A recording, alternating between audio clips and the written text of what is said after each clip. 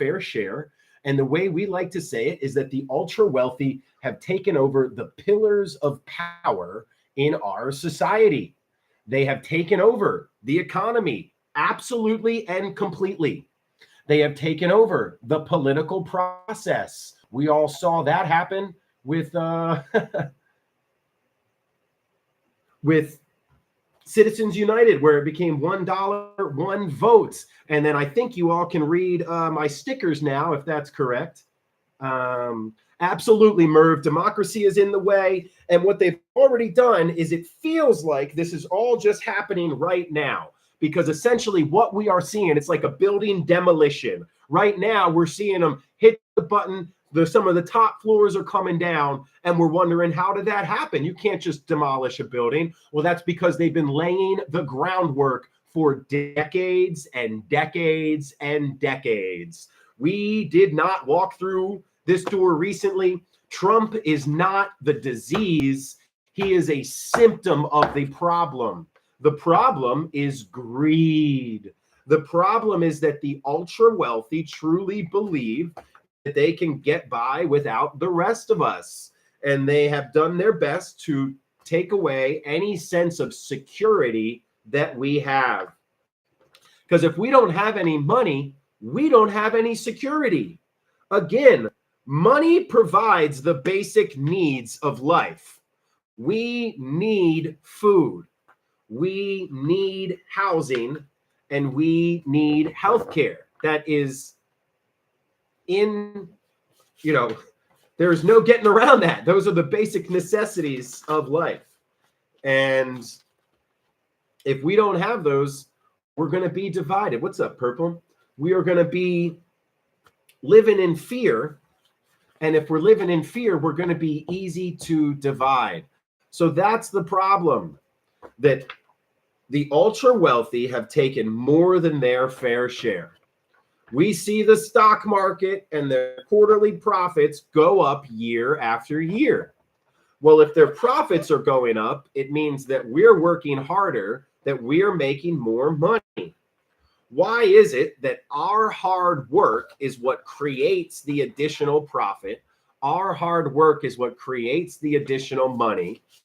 But then the owners simply choose not to give any to us, because we allow those owners to look around and say, oh, well, those people over there are also underpaying their employees so much that they can't afford food and housing. I'm not the only one doing it.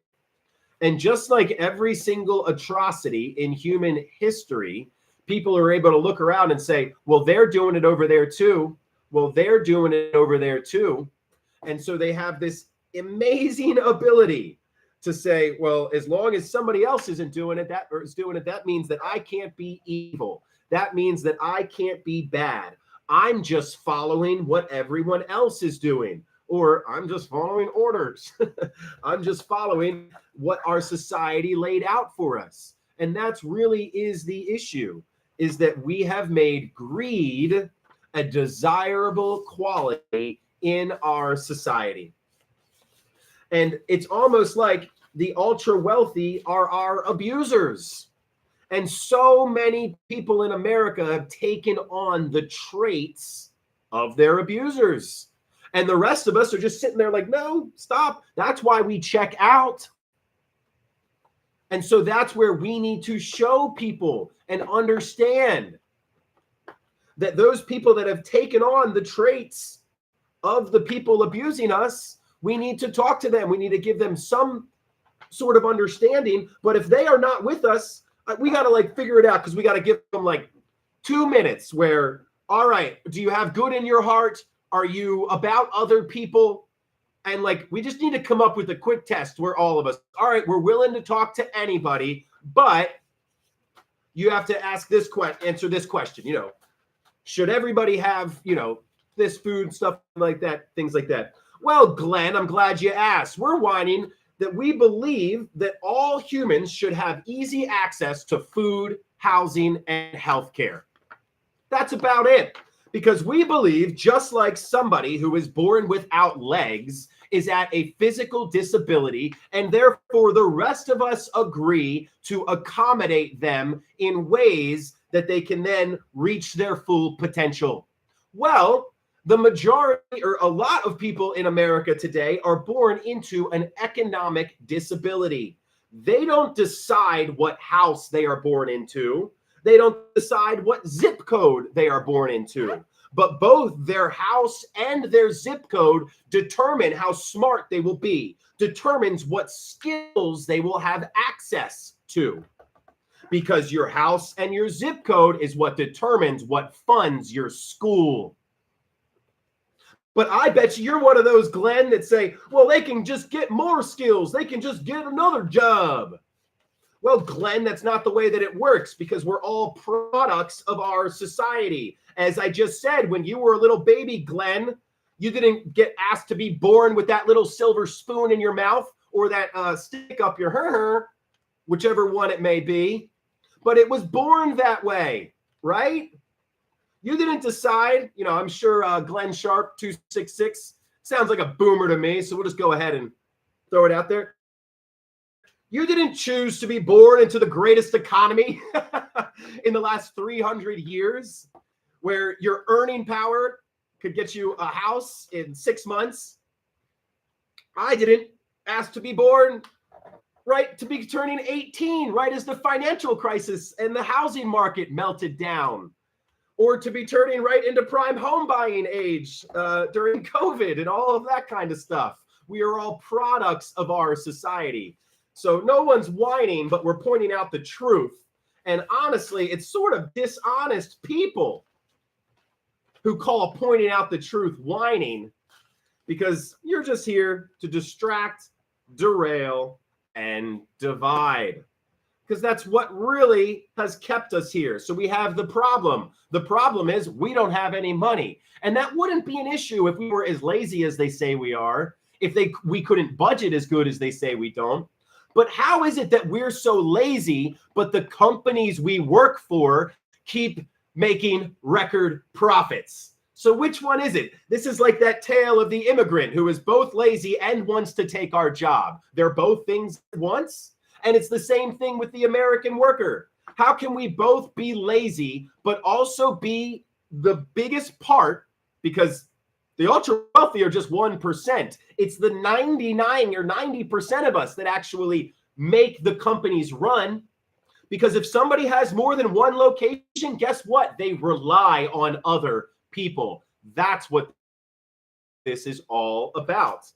No matter who the owner is, no matter the industry, no matter what they do, if they want to grow and expand beyond what their little butt can do on their own, they have to rely on other people. And those people, the deal is that if you are working for somebody else, that they pay you enough to live. How much is enough to live? Enough that you can buy food, enough that you can easily buy housing, and enough that you can easily afford health care. Because not only is that the smart thing to do, not only is that the right thing to do, but if they don't do it, it screws over the rest of us. This is really what's happening. The ultra wealthy are saying, nah, I don't want to pay my employees' healthcare costs, so I'm going to intentionally shift the financial burden from my bottom line to that of the American taxpayers. And then I'm going to have my media company tell everybody that those are lazy workers, that they don't know how to budget, and that's why they need to go on public assistance, let alone the fact that they'd have to work 85-hour weeks to get the money that they need just to barely afford housing. And then what they do is they don't underpay us that much. It's Corey, Murph. They don't underpay us that much. What they really do, not that much, but they keep us just barely scraping by. Because if they underpaid us a ton, we'd all be pissed off, right? We'd all be out in the streets all the time. If they overpaid us a lot, we wouldn't need to be having this conversation. What they do is they hit it right in the middle so that you're able to save what, $200 a month, $500 a month. I've seen it. We've got the wall of stolen wages where people write down, we've got thousands of submissions where people write down their wage, write down what their effing boss makes, And then the last little one that I thought of is, what do you have in savings? What do you save every single month? The majority of people, it is, if it's $50 or $100, it's barely anything. And that's the biggest problem, is they only pay us enough to save like $100 every single month. So then it's too scary. We don't have enough money to have the security to go find another job, to go find the skills that we need. But we're not doing bad enough that we're desperate. They've found this perfect middle ground where we're like, well, I don't know if I want to leave over there. And, or basically I'm clinging on to this life raft and it's barely keeping my head above float. And I'm not going to let go of this to potentially swim over there to try to get another job or to try to get more skills. I'm obviously just going to make sure that my life is not in danger. And I'm going to keep holding on to this life raft that has been keeping me above water. That's the majority of Americans. Every single post I see is from people going, why haven't we revolted yet? Why haven't we stepped up yet? What is going on? Well, until we do this and figure this aspect out, people are never going to change their current habits, because it's like this. If I told you I had this wonderful house that you could move into, what's the first thing that you would say? Oh, can I see it? And if I go, oh, no, it's not built yet, or we're in the middle of it, well, you'd be like, yeah, I know there's a lot of problems with this house, but I do know the problems and I have lived with it for a long time. I think I'm just going to stay here. That's what's happening with our society. We all need to go out and start creating the next structure, the next building, because we can tell people, hey, your home is messed up. It's leaking, the door cracks, it's cold, there's all this and that. I got another house you can move to. Well, you're still going to say, can I see it? And if the person goes, no, it's not ready yet, or no, we're still building it, or no, just trust me, you're going to be like, well, I think I'm just going to stay here. I think I'm going to deal with the problems that I know rather than risk it. And that's where we have to start building this community that we want to see, because unless we do that, no one is going to follow us. No one's going to move to that new structure. And that's what this is really all about, is understanding that we can't just talk about what's wrong. We have to build what's right. And until we start showing people how to build the community that we need for security, no one is going to follow us. There shouldn't be a single person working 40 hours a week for a successful company, or really any company. Because if a company is offering a job, it should be like minimum 75 grand. Like, it should be illegal to offer any jobs under $75,000. And then even then in cities, it should be even more. Because if you are offering a job less than what it costs to afford housing, to afford food, and to afford health care, then the rest of us have to pay that bill. If somebody is working full-time at McDonald's and they can't afford housing, they go on public assistance for housing, and we all pay for it. And we love the common good. Public assistance is there in case of emergencies. But right now, it's being used by the ultra wealthy to line their pockets. They are using the public good to get richer while the rest of us pay for it. Case in point, Walmart doesn't want to pay their employees health insurance. So what they do is they underpay all of their employees. Then those underpaid employees have to go get their health insurance from medical assistance. We all pay for medical assistance. The billionaire Walton family is choosing to shift the cost, to shift the burden of their employees' healthcare costs from their corporation's bottom line to that of the American taxpayers, because they know all they have to do is go to the media companies, control the narrative, control the truth, and tell us, no, it's not us, Walmart, it's actually those lazy workers. And so many people have been deemed to believe that they are better than others, that they would never fall into the trap that those people fell into. So they vote against their own interests. So that's where we've seen that happen a long time. It was, they control the economy and they are absolutely hoarders. But generally, the ultra wealthy have controlled the economy in lots of societies. How did we get to this? Well, they also control the political process. But honestly, a lot of societies have had the ultra wealthy control the economy and control the political process. What's been really crazy about this is they also control the media so thoroughly. I mean, they control them so thoroughly that when Stephanopoulos actually pushed back about this much, we all lost our minds because we're like, oh my God, are they going to start pushing back? Are they going to start pushing back? And no, it's just like this. It can't be some people giving it their all. It has to be all of us giving it some, whether it's for the reporters or whether it's for us building this community.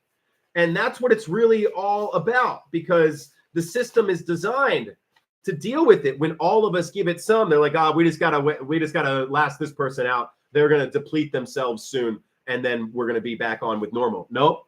That's where it's got to be one of us coming up for an hour and a whole line of 10,000 of us. And we all go once a week and do one little thing. And that's how we keep it. I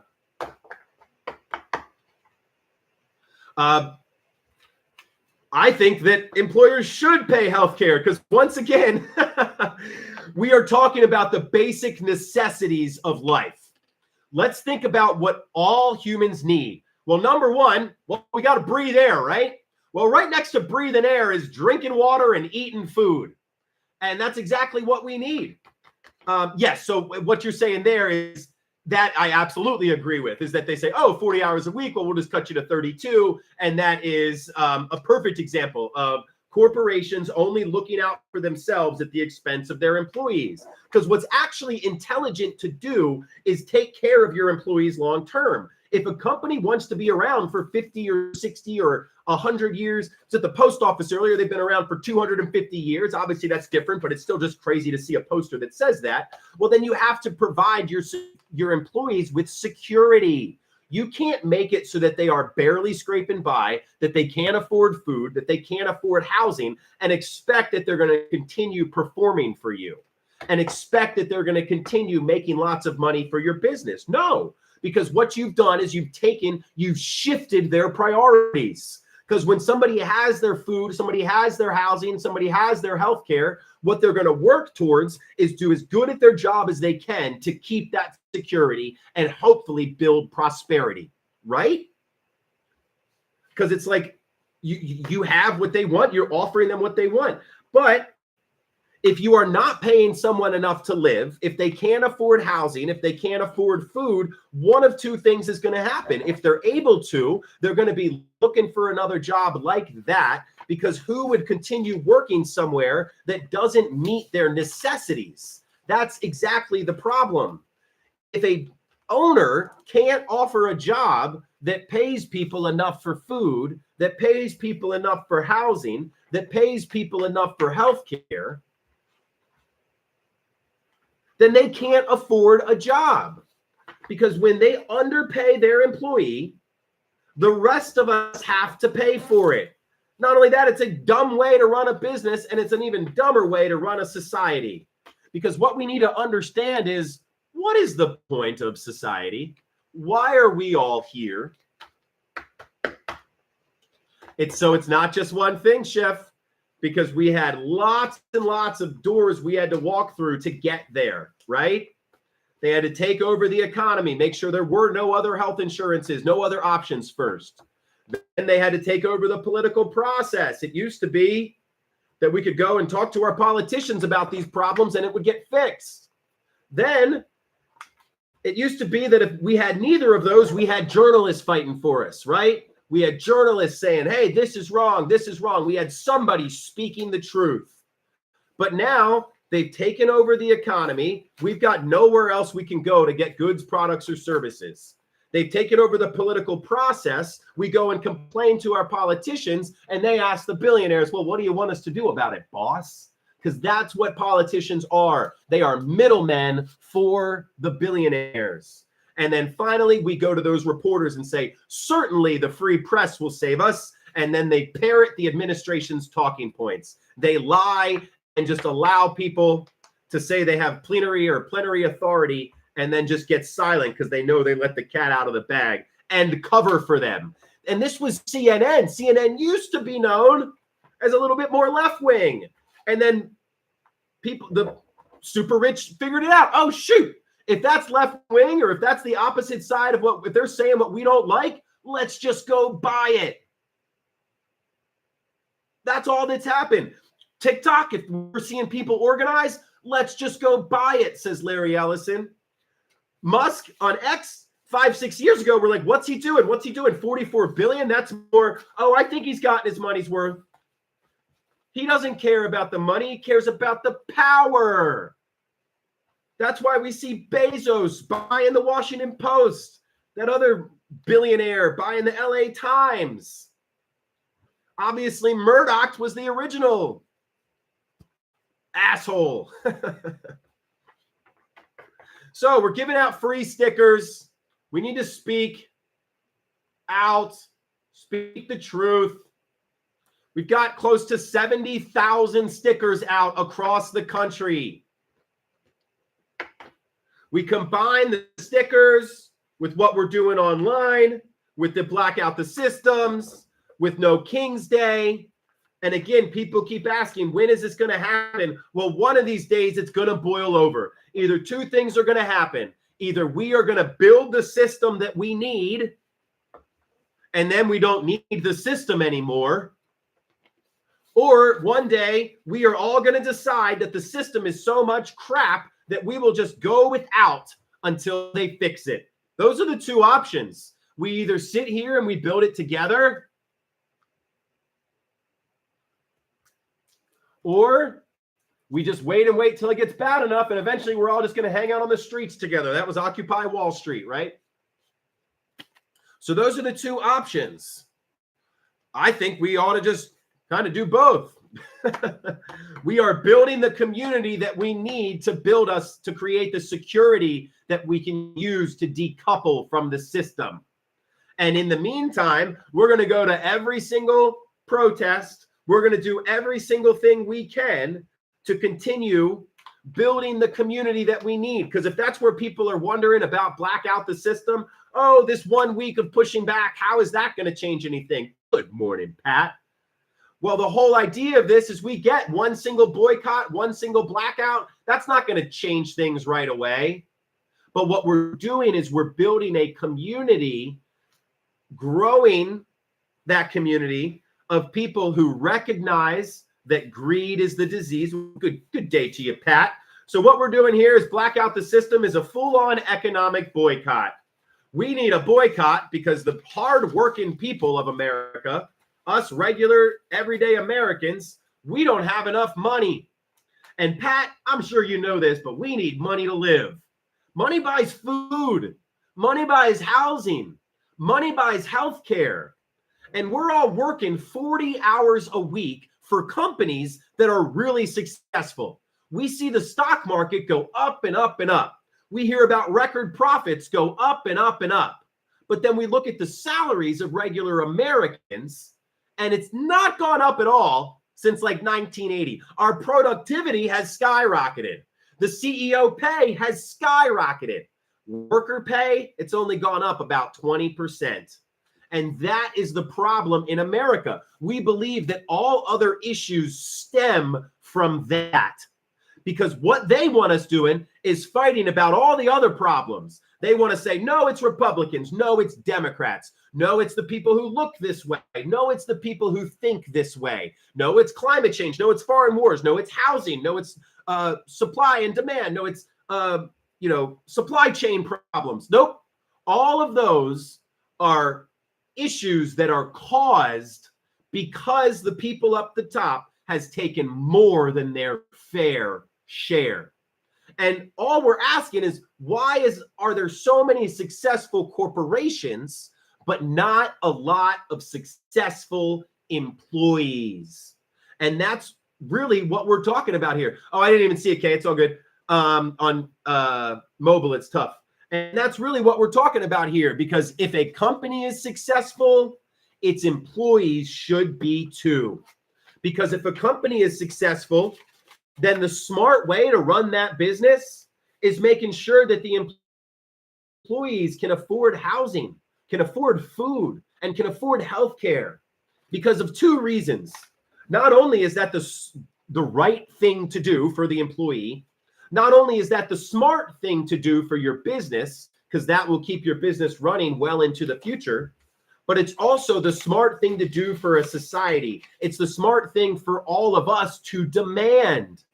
Because when somebody is working full time for a successful company, but that person still can't afford housing, or they're still not given health care, what happens? Well, they go on public assistance. So the employer is like, well, I don't want to pay the healthcare costs of my employee. So what I'm going to do is I'm going to pay them so little that they have to go on medical assistance. I'm going to purposely shift my employees' healthcare costs from my company's bottom line to that of the American taxpayer.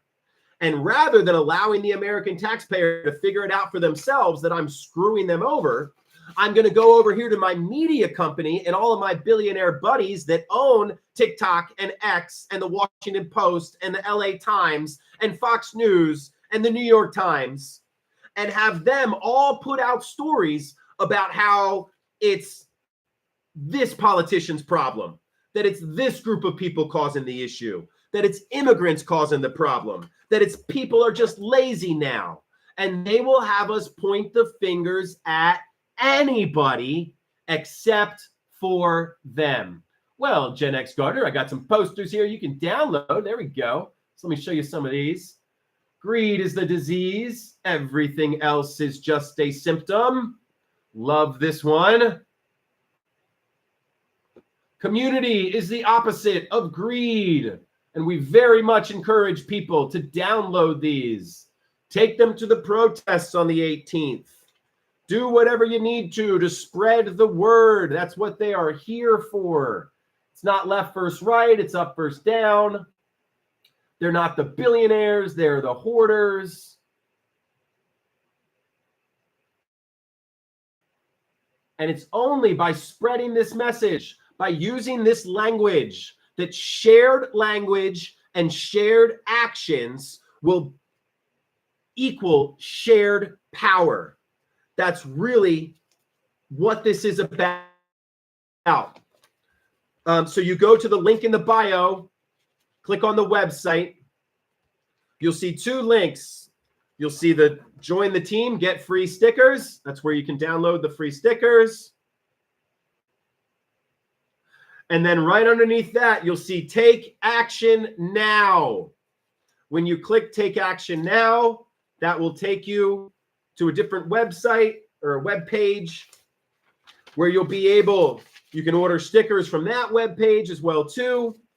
And then you can download all of the posters. Yeah, and that's where Gen X, that's where it's like so crazy, because we are going to need some luck to like break this wide open, right?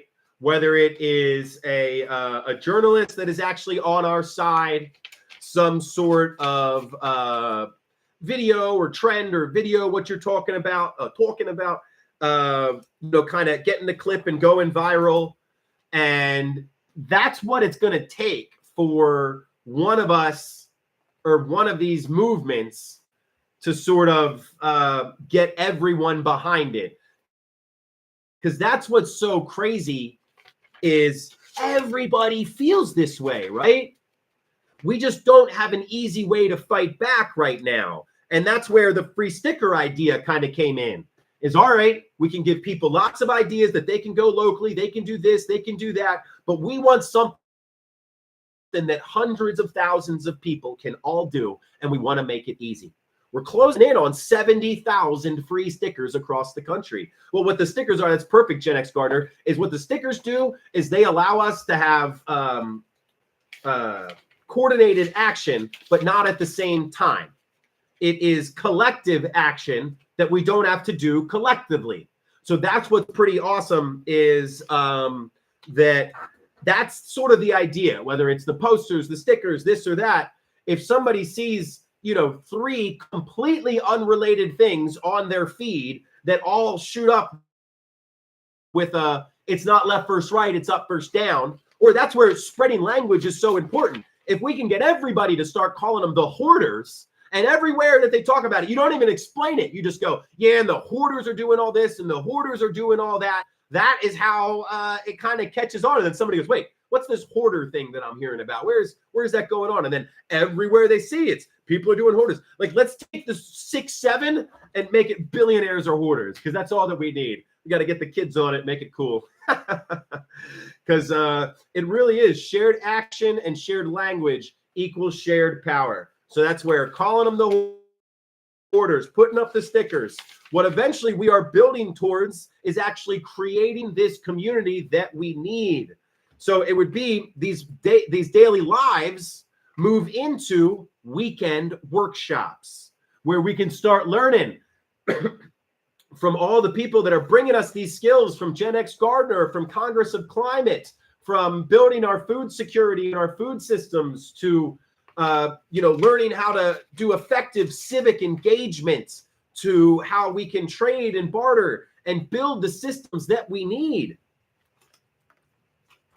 And so it would go kind of, this is the way that we envision it, is we have these weekday lives, and then we turn them into weekend workshops. We do Jitsi calls, we do Zoom calls, whatever it may be. People can come in, and not only do we have 5-10 minutes of chatting in the beginning, not only will we play some cool music and be together, not only will we talk about our shared language and shared actions, but then we'll bring in experts as well too, who know what they're doing. Hey, K-Swiss, great to have you here, who can explain to all of us, all right, this is how we can build food security. This is how you start a farmer's market. This is the area we can get a permit to go meet in every single week and build these community groups. So that's what this is we are going from daily lives. We are trying for after the second blackout, after December 2nd, we will then move to weekend workshops. Then the weekend workshops will go from weekend workshops to community groups, to in-person community groups.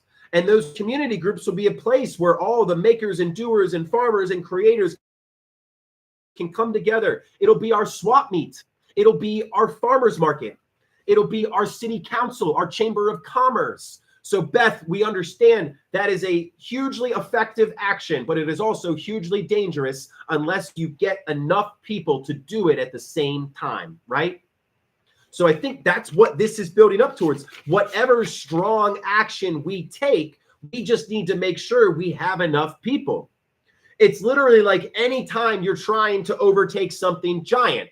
It's like right now we're all trying to, tear down this giant wall. Well, if we only have 3 or 4 people there, well, isn't that the question, right? I don't think people are going to stop paying their taxes until they can look around and see, all right, we got enough people with us. That's the point of these daily lives. That's the point of it's when we grow these community groups to 100,000 strong. It's when we have community groups in every single city across the country. That's when we know. So it's kind of, we have to make sure that our first steps are small steps together. Because if we take that big first step without looking before we leap, we fall right on through, right? That's where we say it can't be some of us giving it our all. It has to be all of us giving it some. Because some of us giving it our all and, not paying any taxes or something like that, that's a good way for the some people that are giving it their all to also lose everything that they've given, right? And that's really what this is about.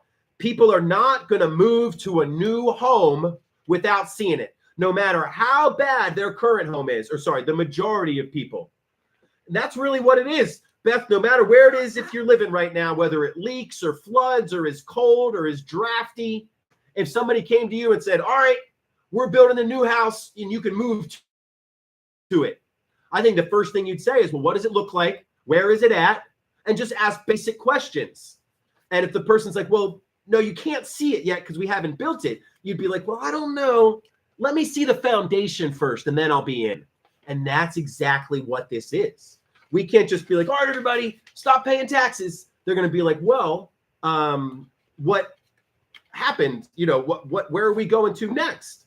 What's the plan here? Well, just believe me, you know, we're going to go, we got this new house we're going to. Now, can I at least see the foundation? And that's what this is. We are building the foundation of community that we need for collective action to actually be effective.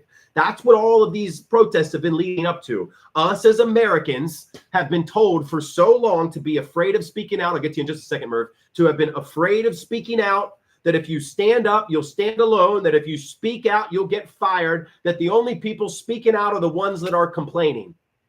But now we are all realizing, no, when it's 80% of us that can't afford a house or can't afford housing, that's not complaining. And when it's about housing and food, that's not complaining either, because we need those things to live. It's not like we're asking for a third vacation every year. It's not like we're asking for a second house. We're asking for the necessities that all humans need to live.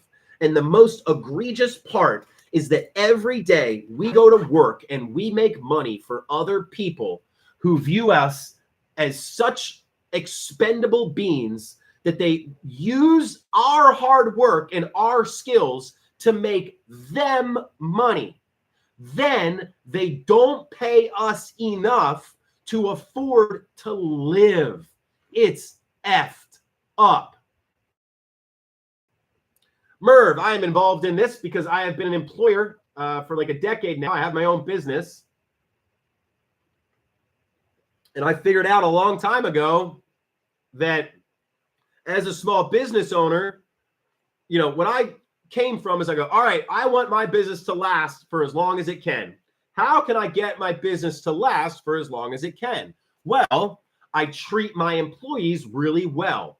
The people that make my company money, I make sure to pay them lots of money.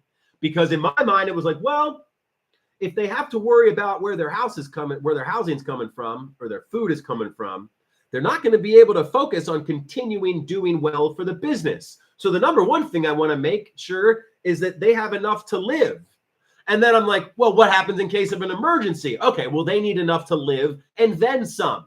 So that's where it's not only security is what we should be providing people, but prosperity. Because not only is that good for the employee, for the individual, it's also good for the business, because that's how you last long into the future. That's how you build a workforce that actually has the security, that feels empowered. That's the other thing. I say, I can't do this without you. I need your skills. I need your grit. I need your determination. I can't do this without you. And that's what's made me so happy to be a part of this, because I recognize that the employer-employee relationship, I love HEB. HEB and Publix are two of my favorite. The employee-employer relationship should be mutually beneficial, because ultimately they need us more than we need them. Because that rich person, all they bring to the table is money. That's it. And in the past, we could never get the amount of money that they had because we didn't have this lovely little piece of technology that connects us all called the internet. Well, now, if we need to pull together $10 million and get all small investors to pay for it, we have the ability to do that. So for all of these centuries, what we needed the ultra wealthy for was their money. I'll get to that in a second, Beth. Was what they needed for was their money. Well, now we don't need them for that anymore. Now let's flip it. So they bring to the table money. What is it that we bring to the table? Well, when that owner, there's where I have 6 locations. When I wanted to grow and expand beyond my one location, when I wanted to not work 16-hour days anymore, I had to rely on other humans. And it is unconscionable that I would hire somebody who goes to work every day to make me money, and then I would pay them not enough for housing, not enough for food. Because not only does it hurt that individual employee, but you all would have to pay more taxes because of it. If my employees didn't make enough for healthcare, they'd go on public assistance and you all would pay for it. Right now, my employees make a lot of money an hour because I realize that market rate is bullshit, that market rate is just a way for the people up top to not feel bad about making their employees live in poverty. So my employees make so much above market rate. But you know what I could do? You know what all of the greedy corporations in our country are doing? They are saying, oh, well, we could pay them this. The value you bring to the business is $70, $80, $90 an hour. But we're going to keep paying you $15. Because why would we give you more when we don't have to, when we know that you're never going to revolt against us because you're just going to go on public assistance? And then everybody should be mad about that. But then we're going to go to our media company and we're going to pay off our politicians to lie about what the truth is. And the lies they tell us have these little grains of truth that make it really difficult to decipher. And not only that, it's almost like they give us this really difficult puzzle. It's almost like you have a puzzle to solve every day, but then you got to go to work and you got to deal with your family and you got to deal with your boss. And you don't really want to deal with all this. You just want to live your life. So, and that's what they bank on, is that you don't have enough energy to solve the puzzle they put in front of you as why is our world like this? And that's why so many people are waking up, because it's at this point where we were already barely had our heads above water. But now we all feel the water coming up higher and higher.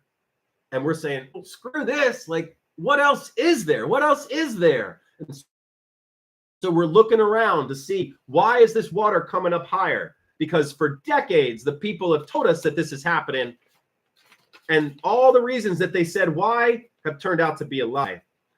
So that is great to be, but we're already kind of past that point where every single corporation dominates all the different industries. So the restaurant industry is dominated by corporations already. Even mom and pop restaurants, they get their food from Cisco, right? That's a giant corporation. Any mom and pop restaurant, unless they are quite literally sourcing from local farms, is also relying on this system. That's how we could see how deep it goes. The majority of small businesses that we would be getting products and services from, they're getting their, inventory from large corporations. And it's all of this decoupling that needs to be done over and over. And that's what these community groups will help fix, is that the main thing that we need in these community groups are business owners, entrepreneurs, people that are seeing society's problems and saying, I need to offer a better service, or we can offer a better service. So I'm going to step up and offer it.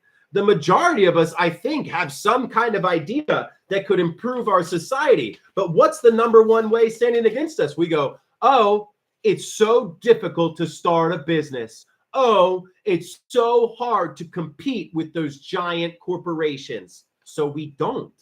And that's the way they do it, like that on purpose. They make it so that we can't start businesses in our homes for a reason. I mean, we can, but they make it difficult, right? And that's where we have to come together. We got to realize the first step is, if we can't even agree on that 2 + 2 = 4, we have to get as many people as we can believing that 2 + 2 = 4. That's where it makes me so sad, because people go, all right, let's just move forward. We are all about humanity, and anybody that doesn't agree with us, screw them. Well, I don't know if we're going to get the majority of people to follow us like that, because really, here's what we need to fix. Let's think of America in terms of segments.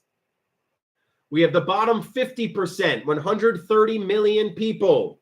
They collectively, 130 million people have as much money as 400 individuals on the Forbes 500 list. Those 400 individuals on the Forbes list have more money combined than half of Americans. So the 50% of Americans, they are sick of it. Of course, they are going to be a part of this. But then what we really need to convince are the 50 to 99%, and particularly the 50 to 75%. They are, have been struggling long enough that we all feel this too. But they are also doing well enough that you can't just say, oh, your house, back to the house analogy. Oh, let's go move you into another house. You're like, no, I know this house isn't perfect, but it's been working for me for a long, long time. Twisted Design, that's one of the things we need from you, is to help with those connections. So this is not just a single movement. This is 1,000 movements that all know this is the moment. What we are building here isn't a movement. It's a civic force. We are building a civic force to incite a culture shift. Through shared actions, through shared language, we will create shared power. So please, if you know of them, please link them up with us, send them their email, send us their information, tell them about it, whatever we can do. So people that are part of movements, we need you, because we all need to be doing this. We all need to be promoting the stickers, giving out the digital posters, being a part of the Blackout the System, because the way we will really be effective is by linking everyday life with mass protest, is by linking everyday life with coordinated collective action, because it has to put the pressure on every single day. So that's where, if you know of a movement, please reach out. Let us know, either to them or to us. What we need from individuals is this. Number one, we need people creating content. We need you sending in posters, videos, whatever it is. We will, if you sign up for free stickers, we have 3 options that we really need from everybody. When you sign up at the bottom, it says, do you want to do more? Click yes, and then you've got a couple different options, the 3 that we need. If you click content creation, we will send you a script. We will send you some lines that we either ask you to read, or we ask you to put on a poster or something and send it back in. Create content surrounding that script that we can then use to compile, because what we do is we'll get 50, 100 people that all made the same thing. And then we will compile that into a great looking compilation video. And we will make sure that it hits, that it pops, because we really, this shared language and shared action is important, but we have to show people that it's moving forward. We have to show people that we're getting close to 70,000 stickers across the country. So once we get people doing content creation, we also need graphic designers, graphic artists. We have so many analogies and visuals that we need turned into digital posters. We have so many phrases and languages that we need turned into digital posters. This is so important, because whether we're talking about the pillars of society, or the fact that, speaking up has been vilified, or that why are there so many successful corporations and not a lot of successful employees? We need people, we need talented artists to help us get those into infographics and visuals. And that's what's so hard, Jamie, is because we don't decide whether the boss gives us a raise. And often when we go and ask for that raise, it's really scary, because we want to stay in their good graces, right? And if we ask for a raise, most likely they're going to be like, psh, get out of here. Well, the same way that your husband haven't had a raise, it's probably difficult because you're probably making enough to get by. You're not desperate enough that you won't leave. Well, he won't ask him because it's scary, because that could actually put him in a worse position overall than if he just didn't ask. Because this is what we are trying to do. Right now, your husband is a little afraid of rocking the boat. Well, what we have to do is we have to break the silence so we can break the fear. And this is what it looks like, because I bet you there's a lot of silence in your husband's work right now. I bet you almost everyone is underpaid and overworked. Well, here's the way that it can be fixed, but the silence needs to be broken first. Doesn't even take that many employees, but you get everybody on a specific shift. You get everybody in the company if you can. Instead of just one person walking into the boss's office, what if everybody in the company walked into the boss's office speaking the same language at the same time? Then the fear flips. I know this because I am an employer. The majority of what I do is, yes, I do it because it is morally correct. Yes, I do it is because it is good business. But I also understood that if I was an asshole and underpaid my employees, then I am risking them coming together at once and saying, screw you. And who knows, maybe the services that your husband and their employees provide, maybe you can figure out a startup way. Maybe you got people looking for investment where you can turn it into an employee-owned company. That is really big. And that's the biggest thing, Chef, is that they have used these lies to tell us, well, it has to be airtight. They use fear. I mean, we see what happens with Starbucks. I think there was other people that got fired because that's what is difficult. So this is the kind of thing that we would love, where if you're serious about this, we can find a local union in the area that can help organize, that can help bring people together, because this is what really gets my juices flowing, because we need, it's not like we're asking because we're greedy. That's what pisses me off. Like, especially if you've got a family and everything, Jamie, too. Like, it's so crazy. Hey, boss, I've been opening, I've been closing, I hired half the employees, I've seen the profit go up year after year after year. Well, there ain't enough money. What do you think? Money buys happiness?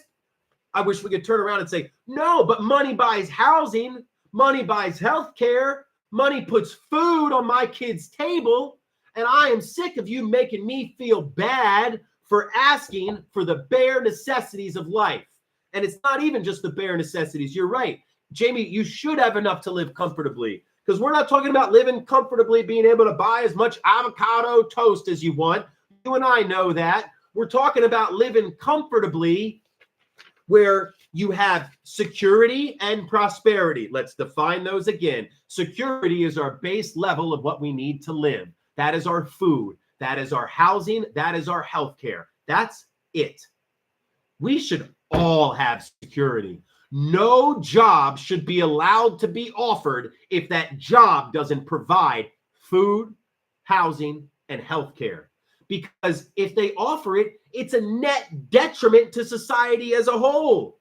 Yeah, well, that's where we should have enough for prosperity, because prosperity means being able to handle yourself in case of an emergency.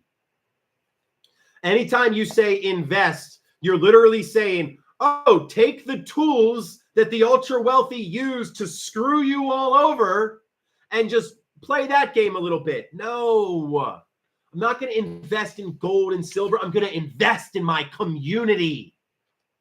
I'm going to invest in the people around me. We are localists, sir or ma'am. Gold and silver is not about localism. We believe that when business owners and stakeholders live in the community, that it works out best for everyone. That the problem is the people that own the factories, that own the products, goods, and services, and control the salaries, they've insulated themselves. They live up on their high hill in their big mansions, and so they don't have to see the suffering they cause every day. Not that morally they would care, but we would interrupt their life a little bit. That's why this system is so bad. That's why I've hated corporations since I was a little boy. Because I go, these are just humans making this decision, hiding behind the fact that other people are making these asshole decisions to continue making asshole decisions. It's so goddamn annoying. And all they do is they look around and say, my greed is justified because that person's doing it too. My greed is justified because that person's doing it too. And not only that, they think they deserve it because we lift up. Yeah, I don't care if the dollar has no value. That's where, so I'm going to stop talking to you now because we are just derailing, distracting, and dividing. There we go. I don't care if the dollar has any value, just like I don't care generally if the stock market goes up and down. What I care is if regular people are making enough in salary to afford a housing, to afford food, and to afford health care. Everything else is just a symptom of the fact we don't have enough money. It's so frustrating that you come in and say, my first thing is we don't have enough money. 80% of Americans, 208 million people, don't even have $5,000 in their bank account. And you want them to take what very little they have and go invest it in gold and silver. I'm sorry for picking on you, but that's where you got to read the room a little bit. And especially when you're saying use the financial instruments that the ultra wealthy use to keep us all down, and maybe you'll be one of the very few that gets to break through and create some class mobility. That's where your zip code and your house, the cost of the house that you're born into, is more of a determinant of whether you'll be successful than your actual work ethic is, than your actual hard work. I am packing free stickers because the number one thing they've done is they've muddied the truth. They have lied to us so much that we don't agree on what the truth is. But we all know something is wrong. We all feel that there's a problem in our society. We just don't know the exact cause, or we don't know what to do about it. So what we're trying to do is show people the truth, give them the exact cause, that greed is the disease. It's not left versus right, it's up versus down. Then once we give them the cause, we give them something to do about it. Hey, go put these stickers up in your area, go download the posters online and spread them on social media. Come join our lives, help spread the word. We're going to be doing community groups on the weekends where we can start talking about what interests you and how to push back, whether it's civic engagement, whether it is food security and food systems, whether it is building the community that we need, because really we need a system of entrepreneurs, of makers, of builders. Sorry, Truth Tarot, I get excited. You can turn it down if you need to. Really, we should all be yelling louder, I think.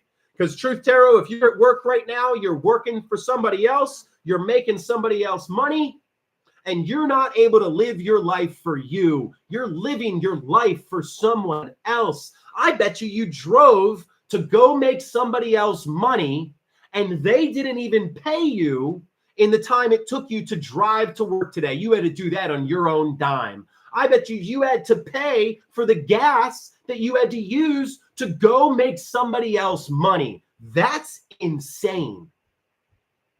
And you want me to be quiet about it? Well, it's okay that we don't see our families. It's okay that we don't have enough money for housing. We should all just deal with it. We shouldn't be upset. We should just be thankful that those billionaires let us have anything, because it's not like we're the ones going to work all the time and making them all that money. It's not like we see them out on the factory floor building all the stuff. Oh yeah, let's do that. No, we should be angrier. We should be pissed. We should be upset.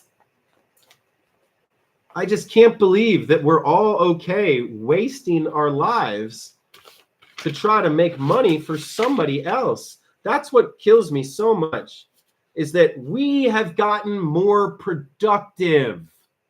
We make more money for the shareholders and the owners. This started in 1980 with the internet and technology. The internet, which is technology, our tax dollars created. Then the majority of billionaires were created surrounding the ascension of the internet. And so we started making more money. Think of how much more productive we are, that they don't have faxing and, you don't have to do everything via phone call. You can actually Think how much more productive we are. Well, all that money we made went straight to the top. You can look at the graph of our productivity and then look at the graph of CEO pay, and they've gone up quite the same in the last 50 years. Then you look at the graph of worker pay, it's gone up about 20%. So our productivity has gone through the roof. The boss's salaries have gone through the roof. But we're the ones actually making that money. Do you know how much money they've taken from you and from our families over the last 45 years? They've taken $216,450 per person. $216,450, per person in the bottom 90%. 230 million of us. How did I get that number? Well, the 1% have $50 trillion. The 1%, just 3 million people, have as much money as 90% of us. That's 230 million people. If you divide that $50 trillion, which is too big for our brains to understand, and you divide that by the 230 million people who actually did the hard work, who built the factories, who built the products, who trucked the products across the country, who scanned it, who stocked it, who shipped it, you get $216,450 per every single adult in the bottom 90%. You want to raise it up and just divide that 50 trillion just by every single adult, by all 263 million of us? Well, then you get $190,115. That's still a shitload money. That's not per household. That's per adult. So if every single adult got that $190,000, what, we'd all have $380,230? Or in the houses, sorry. If you and your spouse both got that, imagine what $190,000 in your bank account could do to change your life right now. That's what they've stolen from you. Shit, let's cut that in half. Let's let all the billionaires still be super rich asshole billionaires, and we get half of the money that we made them. Remember, this isn't a handout. This is our back pay. Well, that's still $85,000 per every single American.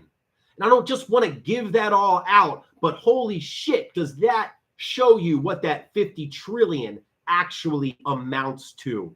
You divide the money that just 1% of the 1% have. Guys, everybody, Soren is afraid. Are we going to let our lives be lived by fear? God, this ticks me off so much. Oh, we might as well just consign ourselves to this. I'm so afraid that you must not have children. That must be what it is. Because I don't give a shit how afraid I am. I'm not letting my kids grow up in this world. Most of us are ticked at our parents for not doing anything 25 years ago. So, Soren, I'm sorry that you're so fearful. I'm sorry that you're so afraid. The rest of us, we don't have that luxury. That's where we know that you're a boomer. We can tell. People that don't believe that corporations are doing everything they can to screw us have grown up in a different world than we have. What's sad is that y'all don't understand when the ground shifts underneath your feet. It's like this. I thought that the strong and powerful were supposed to sacrifice for others. I thought that people that viewed themselves as respectable, amazing individuals were supposed to sacrifice for others. No, I'm sorry. I didn't mean to monolith everybody in that area, in that age group. It just is. The biggest divide is between people who know that companies are trying to screw us over at every step and extract as much money from us as they can to give to the shareholder, and people who still believe that if a company is successful, its employees will be successful too. And it's really frustrating that they believe that, because we've told them that it's just a lie from the media company. They look around and they see people working harder than ever and still not getting ahead. But because they don't want to admit that they've taken advantage of a rigged system, their pride doesn't allow them to say, this is the problem. That's all it is. Everyone's pride gets in the way. It's us men especially. We know that our pride and our ego is out, very large. Because think of it like this. If you are getting stepped on and you still can't make enough money, well, if you don't believe it's down to the system and you believe it's those people over there not working hard enough or those people over there being lazy, then you believe that your success is right around the corner. So you're going to keep going. All right, if I pick up this one more overtime shift, if I just kiss the boss's butt one more time, they're going to get Jamie's husband that raise. Not that he is like that, but that's what a lot of people think. When in reality, the whole goal of the company is to exploit Jamie's husband to make as much money off of them as they can, because when he goes and finds another job, well, it's still going to be one of the same 3 top shareholders. That's the biggest part. 85% of corporations on the S&P 500 have the same 3 top shareholders: Vanguard, BlackRock, and State Street.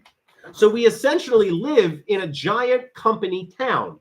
No matter where Jamie's husband goes and works at, they're still most likely going to be working for a company that is controlled by Vanguard, BlackRock, or State Street. And so that's the biggest problem, is that when every single corporation wants to overwork and underpay us, then we will never, ever, ever obtain security, obtain prosperity, because they know that if they keep us just enough so that we are barely able to survive, then we're never going to leave the life raft that we're clinging to in hopes that the ones down the road potentially gets us what we actually need. No, you're not going to leave something for the hope of a better future when you are barely hanging on to life right now. Well, Sherry, our first steps have to be small steps together. We have to come together because they have lied to divide, and now we can't even agree on what the facts are.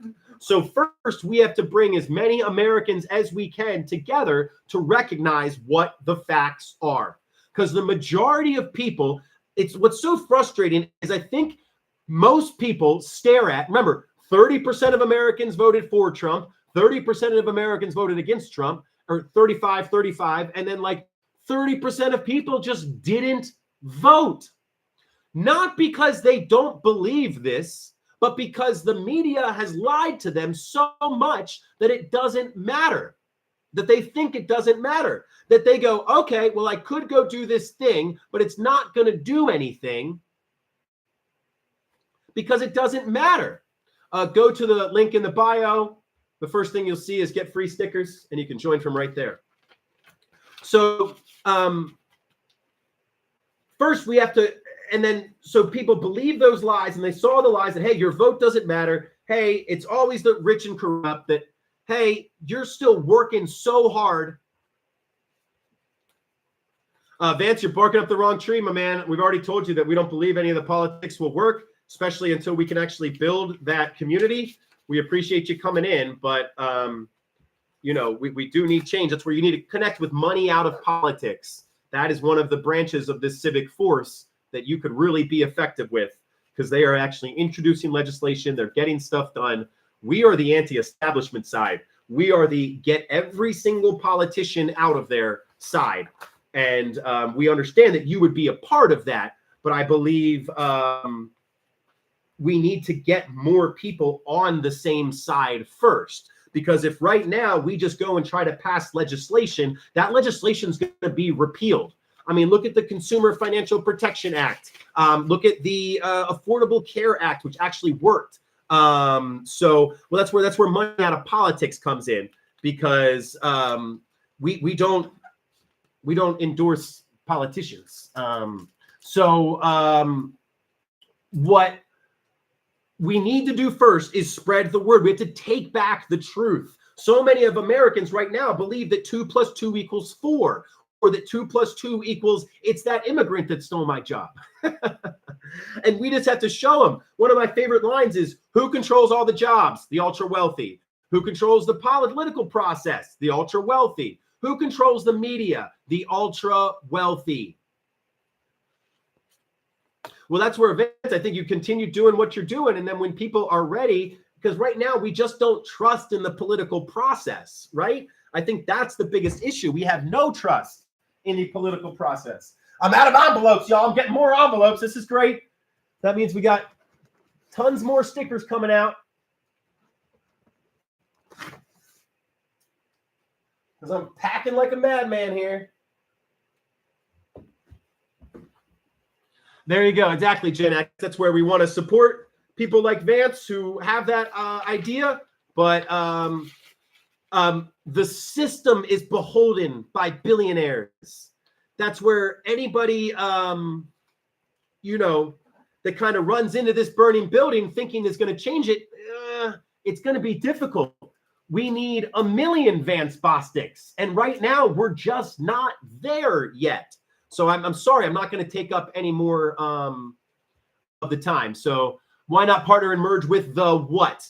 I didn't see it. So other ways that we can make change. Right now, we are basically setting ourselves up for the next phase.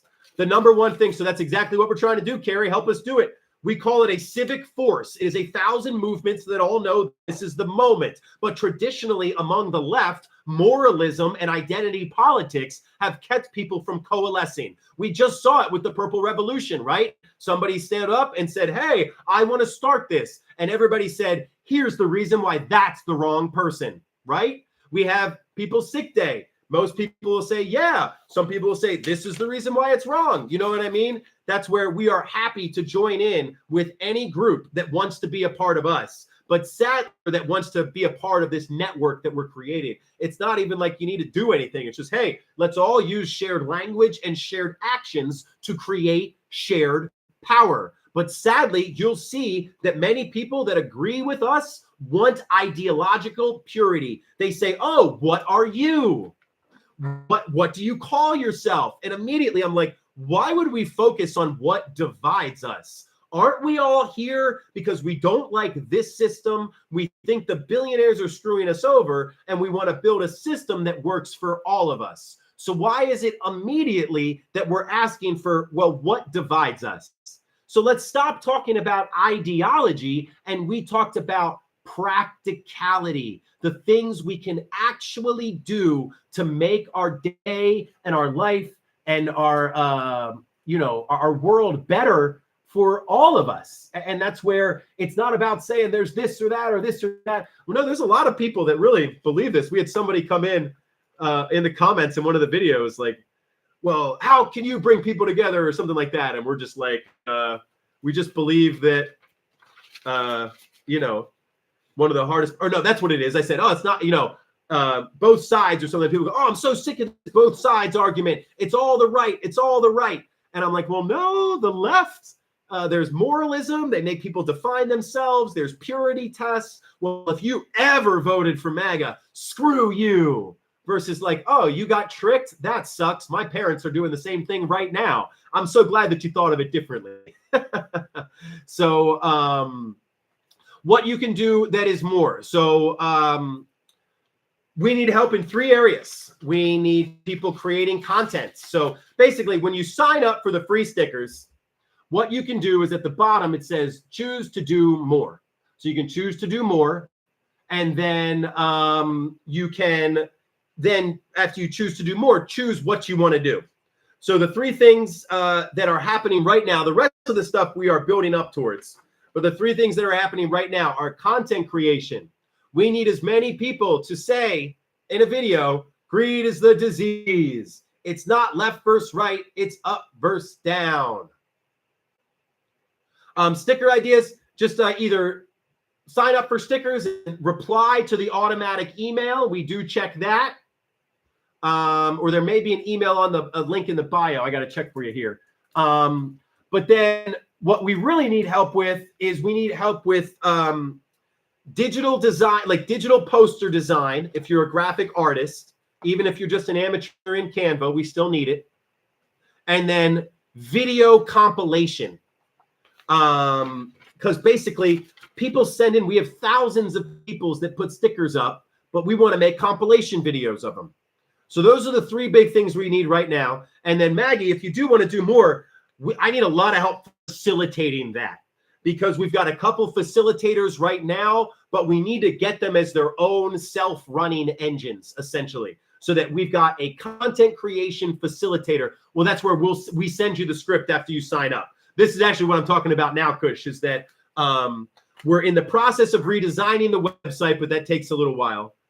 We are trying to get it so that when people sign up as content creation or video editing, that we have people like Maggie who can then automatically reach out to them and sort of keep the funnel flowing. Well, that's where we need all this stuff. So let me know. You should get a confirmation email after you sign up for free stickers. And I'm trying to think of the best way to reach out to us, because I'd love to get all y'all's information and touch base, because we do have, it's really that facilitation, because it's almost like we have these 3 or 4 core things that we need, right? We need people making content. We need people. Okay, let me check then, Kush. I got my other phone here. To see if it got sent to you. You want to just put like the first beginning of your email address in here so I can check. But I did see the other day that they are still going out, so it should have come to you. Yeah, we've sent out a ton today. But is that is Kush part of your email at all, or nah? Just let me know what that email is. So, but that's where basically we got 3 groups of people. We have people that we need to create content, because essentially what we're trying to do is incite a culture shift. Not only do we need shared language, not only do we need shared actions to equal that shared power, we got to stack our damn receipts, right? We have to show everybody across the country, what does it look like when we have 70,000 stickers across the country? What does it look like when we've got tens of thousands of people signing up every single month? So you go to the link in the bio, you click on blackoutthesystem.com, click join the team, get free stickers, fill it out, and then you should get a confirmation email where I did just check that. We've sent 50, 60 emails so far this morning from people that have signed up and gotten the confirmation email. You'll either get one, a couple different ones. So, but that's how you would reply back to us, is doing that. And it can't be some of us giving it our all. It's got to be all of us giving it some. But yeah, if you want to help facilitate, that would honestly be a huge help. Let me go ahead and follow some of y'all right now so we can get it. Because essentially we just need 3 different things. We need people creating content, because we have to stack that impact. We need people creating digital posters, because I don't want to be the one spreading this message forever. Y'all got to do it. Phase 2 is you. And the easiest way is by just giving out these free stickers, by giving out these downloadable digital posters, so that you don't have to remember these whole phrases. You can just go say it again. You can go put these posters up and get it done yourself. And then finally, we need people making compilation videos of all the stuff that we are doing, because it is enough for Isaiah and I to stand up here and say, oh, we did this, oh, we did that. But we got to show the proof. I think we've got 1 compilation video on the main page right now, and it is badass. It slaps. Like, it makes you feel like you're a part of something. You feel the energy rising inside of you. You're like, holy cow, this many people have made videos about Blackout the System.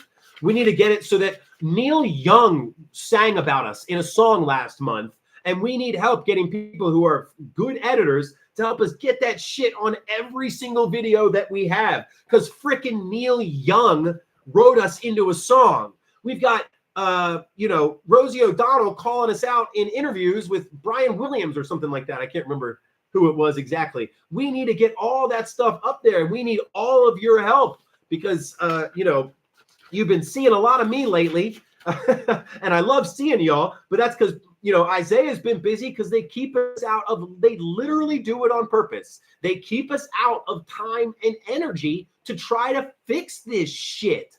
That's where what's up, Scholar? We've all got to do it together. That's the only way. That's where we don't even want you doing it a lot. Everybody do one thing a week. That's it. Everybody does one thing a week. I mean, we recognize that greed is the disease. We reorganize our life around that idea. And then we all got to recruit. But just do one thing a week to recruit. That's all it is. One thing a week. Hey, Lex, how you doing? That's what we need to do. We need to come together. We have to understand that it's not going to be over by Christmas, first of all. It's not going to be over by Christmas of next year, probably. We are going to start feeling the joy before then. We are going to break the silence, which will break the fear. Jamie's husband will hopefully be like, all right, we got enough people. We're going to pull the trigger when it's ready, or we're going to make it happen when it's ready and go walk into the boss's office together at the same time. So go sign up for free stickers, spread the word. Just in the last 3 days, we've sent out over 4,500 free stickers.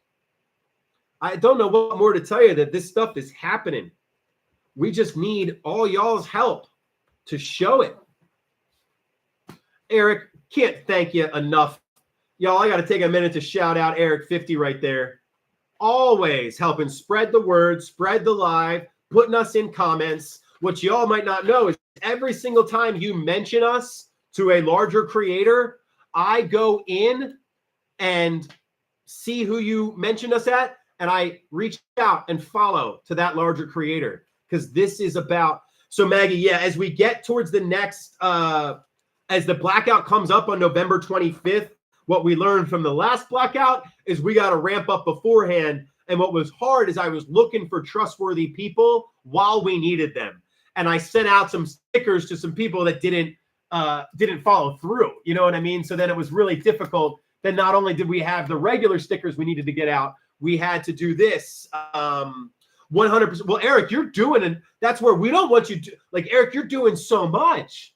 Everything you're doing is incredible. If we had 50 Erics that were always hopping on here, liking the live, sharing the live, spreading it, because that's a huge way. The early likes to get the message out there. You're on commenting every single video, Eric. You're spreading the word, spreading the message. And that's really one of the biggest things we can do. Well, Maggie, it's honestly, I need help with that timing. I need somebody that can help me say, all right, this needs to be done in 6 weeks. So we need to make sure that we start the process in 1 week and have it finalized in 2 weeks. Because as you can see, I like to go. I leap a little bit before I look. That's because I know the timing is right. We can all feel, thank you, everybody. I really appreciate that reposted. We can all feel the collective conscious boiling. That was where one day I was just like, all right, I'm sick of this. I wonder if other people want free stickers to show other people that they're sick of it too. Absolutely, Eric. Would love to talk to you about that. But that's where I almost need to get a Maggie in place to help me. Because I've got a 2-year-old, a 2-month-old, my own business, and I'm packing, hundreds of stickers every day. Where the packing stickers isn't bad because I do it while I'm on the live. It's sort of coordinating every other thing around it that can get difficult. And then especially, when the kids are sick or has a meltdown, awesome, Kush, that is great. Please reply to that email. Or when the stuff with the business gets crazy, things like that. It's not that I can't do it. It's that my focus goes away. So if we had other people helping all of us focus, if we had like a timeline of events, that's almost what we need. Oh, that's amazing. That would be great. We almost need that timeline of events, because that's what's my thing. Because Maggie, my biggest thing is we already have somebody helping with this, but they're a very, busy person as well too, and kind of have their own stuff going on. Fellow Citizen is the one, if you heard about it, is helping me with this. But what the most important thing we need to get going are these community groups after the blackout phase 2. Because it should be, oh no, it's all good. Because it should be that we've got blackout phase 2. That leads it. Oh, so Crick, We need somebody, and this is where, like Maggie, it would almost be like we need you on here to help then connect with Crick, because I can't tell you how long that I've been trying to find someone. I will design stickers that are for corporate landlords, and we start shaming these corporate landlord assholes with whatever, red stickers, purple stickers, rainbow stickers, just something that identifies that is a Blackstone building. That is a slumlord's building. And just anything that can throw the shame up at them. It's like showing the truth, basically. Because you don't know it, you might hear about it, or what? Ryan Holmes is one of them. That's what I need, Crick, is this isn't about me. I need people with good ideas, or we need people with good ideas. Help them with that. Because there was a tenant strike that's been going around on TikTok that I was like, yes, I want to support that tenant strike. Like, those are all the things that we should be doing. I'm in Baltimore. We got a union going up against the security guards union, trying to push back against the city. You know, and this is where having the help with all the details, Maggie, I would love to get people away to, hey, if you want a way to help spread this, spread the word about the security guards in there. So there's where you lost me, Crick. We have to build up to that, because people aren't going to, like, think of your world right now as a home. And if that home might be leaky, the home might be drafty, there might be lots of problems with it, but people aren't going to take drastic measures until they know where they're going. Okay, there you go. Yeah, well, that's where I am so with you. Like, one of the main goals we should be bringing together resident unions. This is how the community will find ourselves. Because I'm sitting here talking about the economic side of building the systems that we need, because I want to build ways for us to get food and water while we do these general strikes and the rent strikes. But I'm just one person. I've got my that's all I keep thinking about, Crick. That's all I keep thinking about. So we just need somebody to help take the lead there and go with that.